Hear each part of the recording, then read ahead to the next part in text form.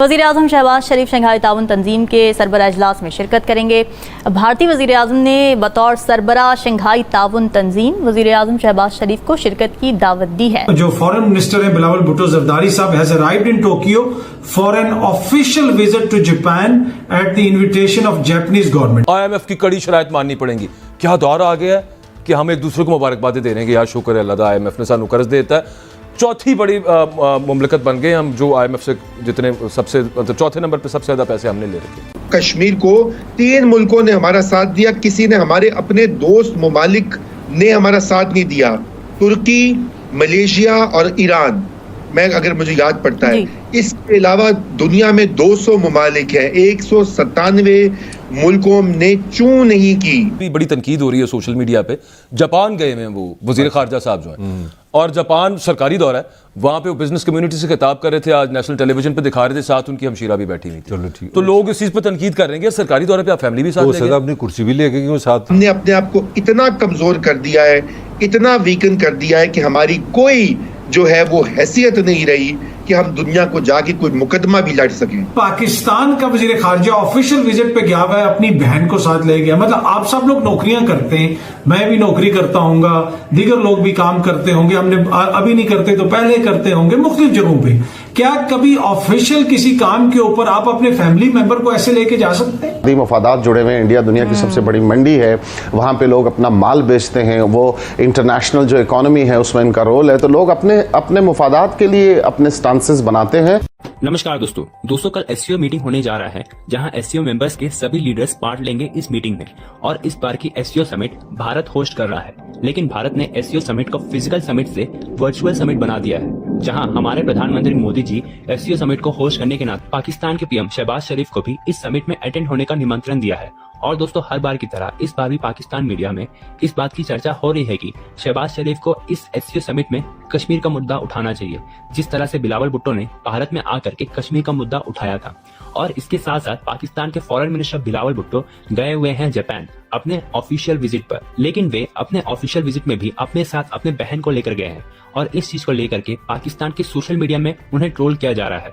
कहा जा रहा है कि ये कैसा फॉरेन मिनिस्टर है जो अपने ऑफिशियल विजिट में भी अपने फैमिली के लोगों को लेकर जाता है अपने साथ। और दोस्तों, दूसरी खबर यह है कि फ्रांस की फाइटर जेट इंजन बनाने वाली कंपनी साफरान भारत की कंपनी DRDO से मिलकर के फाइटर जेट इंजन बनाने जा रही है, जो कि पूरी तरह से मेड इन इंडिया होगा। और इस बात की अनुमति फ्रांस की गवर्नमेंट ने दे चुकी है। तो चलिए दोस्तों, इसी पर आगे पाकिस्तानी मीडिया का रिएक्शन देखते हैं। अगर खुदा न खास्ता IMF न होता, we had very active proactive plan B, उसकी अब डिस्कस करने की जरूरत नहीं है। मैं जैसे कहा कि पाकिस्तान इस एसेट सॉल्वेंट कंट्री जिसके पास ओवर $3000 बिलियन के अलग अलग असासे हैं। सुन लिया आपने, $3 ट्रिलियन ये बनते हैं जो पाकिस्तान के पास असासे हैं, और ये सॉल्वेंट भी हैं, यानी कि इनके एवज कर्ज भी लिया जा सकता है। ये किसकी? पाकिस्तान स्टील मिल की बात कर रहे हैं, PIE की कर रहे हैं, देखिए जी, रेलवेज की कर रहे हैं, किसकी बात हो रही है? हमें जो पता है पाकिस्तान की GDP जो अगर गिनी जाए ना सारी, वो तकरीबन 325 बिलियन $US के बराबर है। चले सारी दुनिया कहती है यहाँ ब्लैक इकोनॉमी भी चलती है, 300 डाल लेते हैं, तो जो टोटल साल की कर लें सर, चले 1000 कर लें, अब $1 ट्रिलियन टोटल अब 3 ट्रिलियन का मतलब है, 1 ट्रिलियन का मतलब 1000 बिलियन $। जी, 1 ट्रिलियन इतना पैसा है, आप समझ से बाहर है। और इंडिया में है दुनिया की 5th इकोनॉमी है, ये तकरीबन 2500 बिलियन पे गई है। 3000 पता नहीं ये अगर आप ये शायद ये पाकिस्तानी मर्द भेज देंगे सारे, क्योंकि हमने वैसे मिडिल ईस्ट में तो भेजते हैं ना कोई टैक्सी ड्राइवर, ये वो $30 बिलियन तो हम मर्द भेजते हैं अपने। बढ़िया आपने अपनी कीमत लगाई है वैसे। नहीं तो न्यूयॉर्क जाकर टैक्सी ऐसी चलाने हैं सारे, और कौन चलाने हैं? वो तो है, लेकिन बेच देंगे। तो दुबई की एयरपोर्ट किसने बनाई है यार? मुझे एक चीज का मुझे वो जो है ना, नहीं वो ठीक है आपका, लेकिन मैं आप आगे आते हैं ना, मोटरवे तो आपने पहले दे दी है, अब UAE को देनी थी आपने कराची की एयरपोर्ट, तो बाकी लगा लें फिर। इसका मतलब है, मुझे लगता है कि आपने हर जितने पाकिस्तानी, मुझे लगता है कि इन्होंने कैलकुलेशन। आपको इनका एक बयान याद है, और वो फ्लोर ऑफ हाउस के ऊपर था, असेंबली के अंदर इन्होंने एक पाकिस्तान के स्ट्रेटेजिक एसेट्स के बारे में बात की थी, इन्हीं शख्सियत ने। हाँ, बल्कि उन्होंने एक बिटवीन दी लाइन भी बात की थी, मुझे याद आ गया। उन्होंने कहा था हमें पैसे इसलिए नहीं मिलते कि कोई रीजनल पॉलिटिक्स का भी इसमें ये दूसरी थी, ये उससे अगली थी। वो जो उन्होंने कहा था ना कि जियो पॉलिटिकल मामला चल रहा है पाकिस्तान के साथ, वो अगली स्टेटमेंट थी। एक उन्होंने कही थी लॉन्ग रेंज, शॉर्ट रेंज, मैं अब ये बात इतनी करूंगा याद आ जाएगा देखने वालों को, क्योंकि तो नहीं जा रहे थे پتہ نہیں اللہ نہ کرے لیکن مجھے تو کچھ اسی طرح کا لگتا ہے کہ جیسے وہ ذہن یہ بنا کے بیٹھے ہوئے 3,000 ارب ڈالر اور کہاں سے انہوں نے سوچے ہوئے سورس آؤٹ کرنے کا. مجھے تو لگا انہوں نے کہا کہ ساری طاہر ملک اور باجوہ ٹائپ ہم جیسے لوگ ہیں, ہمیں تو ترجمہ بھی نہیں آتا. 3 ٹریلین ڈالر ہوتے, کتنوں کے کہہ دو مجھے تو یہی لگ رہا ہے 3 ٹریلین ڈالر. خوفناک بات ہے.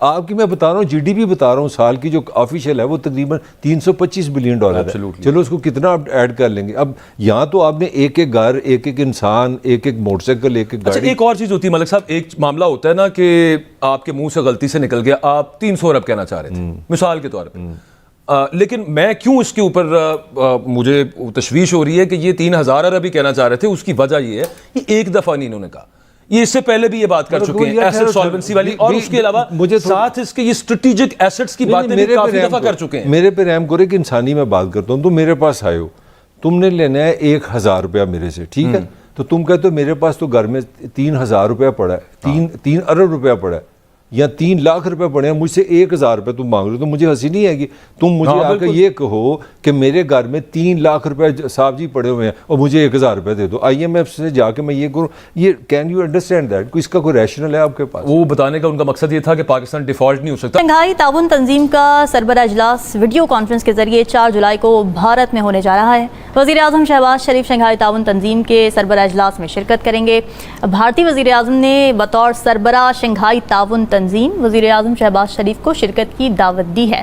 اس سال اجلاس میں تنظیم کے نئے رکن کے طور پر ایران بھی شریک ہوگا. تو ایسے میں یہ سوال اہم ہے کہ کیا یہ اجلاس کشمیریوں کا کیس پیش کرنے کا پاکستان کے لیے ایک اور سنہری موقع ہے, اور شنگھائی تعاون تنظیم اجلاس میں وزیر اعظم کی شرکت سے کیا پاک بھارت تعلقات میں بہتری آ سکتی ہے؟ اپنے تجزیہ کاروں کی اس پر رائے جان لیتے ہیں. ہلالی صاحب, آپ کو کیا لگتا ہے کیا سگنیفیکنس ہے اس اجلاس کی آپ کی نظر میں, کشمیر کے معاملے کی بات ہو یا پھر پاک بھارت تعلقات کی بات ہو؟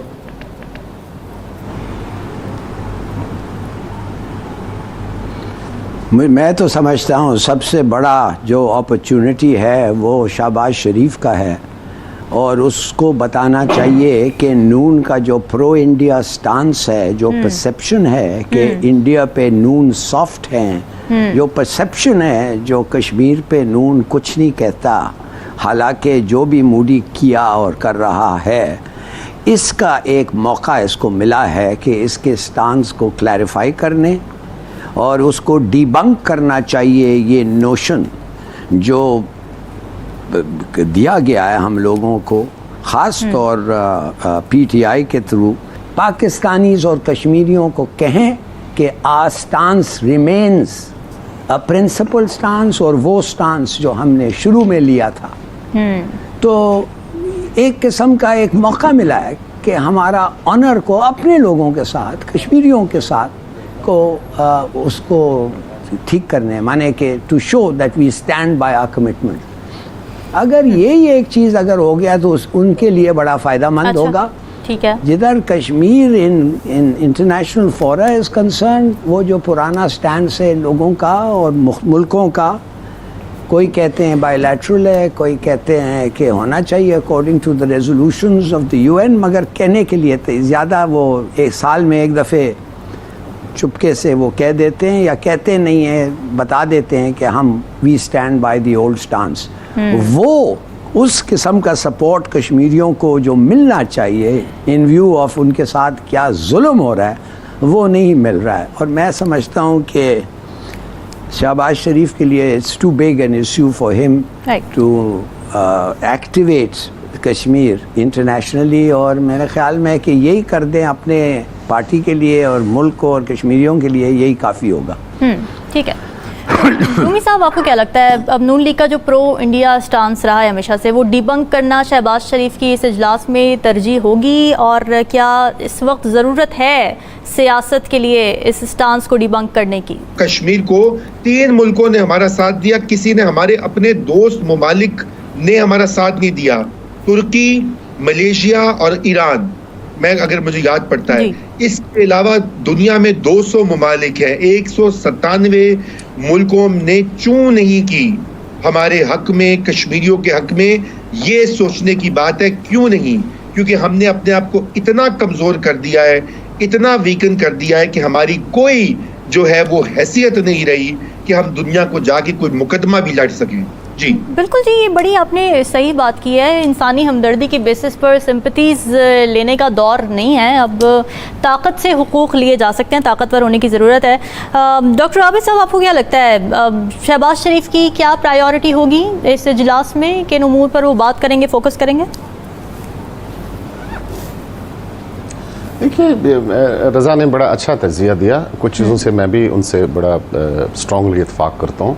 ये बात दुरुस्त है कि ये पाकिस्तान में ये परसेप्शन डेवलप किया गया था कि नवाज शरीफ की फैक्ट्रीज़ के अंदर, उसकी इंडस्ट्री के अंदर 4000 राक एजेंट काम कर रहे हैं और $4 बिलियन उसके बच्चों की इंडिया में इन्वेस्टमेंट है, ब्ला ब्ला। और फिर बाद में चेयरमैन नैब ने वो बयान वापस भी लिया था। तो हमारे यहाँ अनफॉर्चुनेटली इंडिया के साथ जो पाकिस्तान के बड़े मुश्किल ताल्लुकात हैं, कश्मीर का जो इशू है जो 75 सालों से हमारे मुल्क की तमाम डायनामिक्स को तय करता है, उसको पॉलिटिकल गेन्स के लिए इस्तेमाल किया जाता है। और ऐसे ही तमाम जानकारियों के लिए हमारे वीडियो को लाइक करें, सब्सक्राइब करें और बेल आइकन को दबाना ना भूलें।